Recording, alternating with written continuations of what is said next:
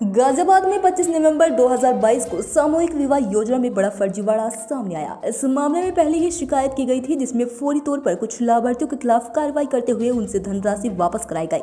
बाद में भारतीय किसान यूनियन के संगठन महामंत्री ने इस संबंध में प्रशासन को शिकायत की, लेकिन जब कार्रवाई न हुई तो इस मामले में लोकायुक्त से शिकायत की गई। लोकायुक्त के आदेश पर गाजियाबाद के जिला प्रशासन ने जाँच कराई है, जिसकी जाँच रिपोर्ट 21 अगस्त को सौंपी गई। डीएम के आदेश पर सीडीओ ने 5 सदस्यों की एक कमेटी बनाकर इसकी जांच कराई, जिसके अध्यक्ष परियोजना निदेशक थे। इस पूरे प्रकरण में जांच में पाया गया कि जो 174 लोगों की सूचना किसान यूनियन की तरफ से दी गई थी, उसमें से 171 शादियां फर्जी पाई गई, जिनमें से ऐसे कई प्रकरण हैं जिसमें जिस महिला को विवाह योजना का लाभ मिला है वह महिला पहले ही मातृत्व योजना का लाभ ले चुकी है।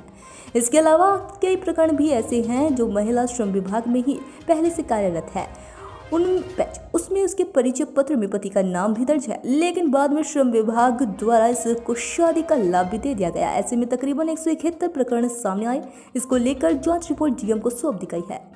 डीएम ने इस पूरे प्रकरण में जांच रिपोर्ट लोकायुक्त को भेज दी है। हालांकि अब तक इस पूरे प्रकरण में क्या कार्रवाई हुई है, इसको लेकर प्रशासन ने कोई भी स्थिति साफ नहीं की। इस तरह का मामला हमारे संज्ञान में आया था और बुलंदशहर पे हमारे द्वारा शिकायत की गई। उस शिकायत में बुलंदशहर पे बहुत अच्छी कार्रवाई हुई, जिसमें 3 अधिकारी सस्पेंड हुए, एक बाबू बर्खास्त हुए। फिर हमने ये देखा कि ये गाजियाबाद में भी हुआ है, ये हापुड़ में भी हुआ है। तब हमने गाजियाबाद में जिलाधिकारी महोदय को यहाँ ज्ञापन दिया था इस संदर्भ में, लेकिन जिलाधिकारी महोदय ने हमको बहुत सीरियस नहीं लिया। हमसे ये कहा कि आप क्या ये दंतकथा लिख लाए हो। ये वर्ड जिलाधिकारी महोदय के हमसे थे शुरू में। हमने यहाँ एक बार नहीं, कम से कम 10 बार ज्ञापन दिए। 10 बार यहाँ 50-40 किसान यूनियन के लोग आए और 10 बार लगातार ज्ञापन दिए, लेकिन उसके बावजूद यहाँ कोई कार्रवाई नहीं हुई। हार के हम लोग लोकायुक्त की शरण में गए लखनऊ और लोकायुक्त को पूरी बात से अवगत कराया। वहाँ से एक चिट्ठी इनके पास आई कि इस पूरे प्रकरण की जाँच कराई जाए।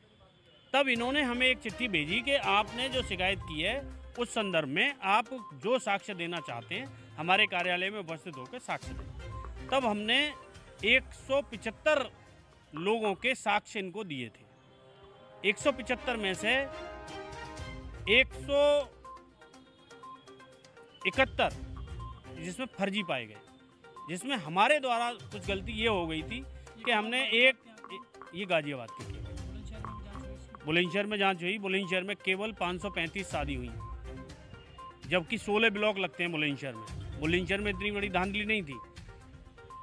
हापुड़ में 4 ब्लॉक लगते हैं, 4 ब्लॉक में वहाँ 835 शादी हुई और यहाँ करीब 3500 शादी हुई। यहाँ भी 4 ब्लॉक लगते हैं। तो यहाँ सबसे बड़े पैमाने पर धांधली हुई है।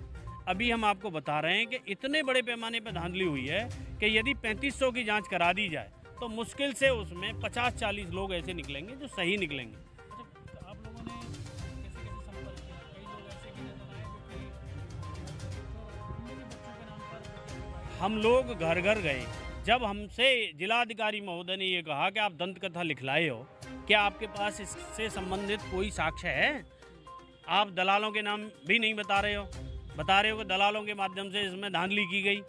हमने दलालों के नाम भी संग्रह किए और एक लाभार्थी के घर पे गए। जो 175 लाभार्थी की सूची हमने दी थी, हम एक लाभार्थी के घर पे गए, उनसे जाके मिले। कुछ लाभार्थी ने तो ये बताया कि हमारी बेटी तो दोनों अनमैरिड हैं, 2 बेटी हैं हमारे पास, दोनों बेटी की शादी हो गई कागज़ में। और फिनो बैंक के माध्यम से टोटल पैसा लाभार्थी का दलाल निकाल के खा गए। जो एक दलाल एक बम्बे पे खोखा लगा के जनसेवा केंद्र खोल रखा था दलाल ने, आज वो फॉर्च्यूनर गाड़ी और शानदार कोठी में बैठा है। ये करीब 280 करोड़ का घोटाला था गाजियाबाद। और क्या जानकारी थी आप लोगों में कि कौन-कौन से ऐसे लोग हैं जिनको बनाए गए, ये कैसे?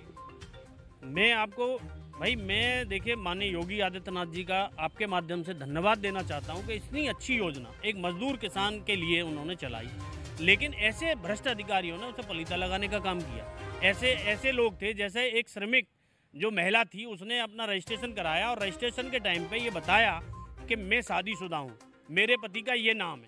उसके बाद उसके बच्चा पैदा होता है तो बच्चे का अनुदान श्रम विभाग उसे दे रहा है पहले, बाद में उसे शादी का लाभ दे रहा है। कुछ ऐसी शादी हो गई कि अपनी बेटी को बहू को पुत्री बना के शादी दिखा दी गई, अपनी पुत्रवधू को बेटी बना के शादी दिखा दी गई। कुछ ऐसे मामले आए हमारे सामने जिनकी पूर्व में शादी हो चुकी है, 10 साल पहले, 15 साल पहले, 5 साल पहले, उनकी शादी दोबारा दिखा दी गई इसमें सामूहिक विवाह में। कुछ ऐसे लाभार्थी थे कि जो फर्जी सामूहिक विवाह स्थल पर बच्चों को गोद में लेके आए थे, और कुछ ऐसे थे कि वो सामूहिक विवाह स्थल पर पहुंचे ही नहीं, उनकी शादी हो गई।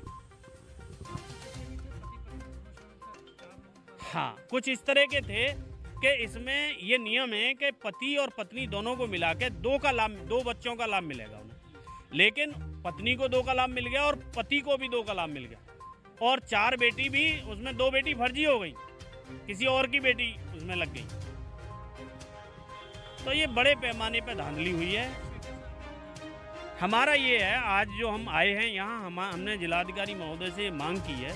हमने जिलाधिकारी महोदय से ये भी कहा है कि ये जब हमने 175 की सूची आपको दी और उसमें 171 फर्जी निकले, तो इसे स्वतः ही आपको संज्ञान लेके पूरे प्रकरण की जांच करानी चाहिए थी कि इतना बड़ा मामला है। लेकिन आपने संवेदनहीनता दिखाते हुए इसकी जांच नहीं कराई। हम आपसे मांग कर रहे हैं कि पूरे वित्तीय वर्ष की 2021-22 की आप जाँच कराएँ, क्योंकि ये बड़े पैमाने पर घोटाला हुआ है। ऐसे भ्रष्ट अधिकारियों को जेल भेजने का काम किया जाए। इतनी अच्छी योजना सरकारें ला रही हैं, चला रही हैं, उस योजना का लाभ हमें आम आदमी को, किसान को, मजदूर को मिल कहाँ रहा।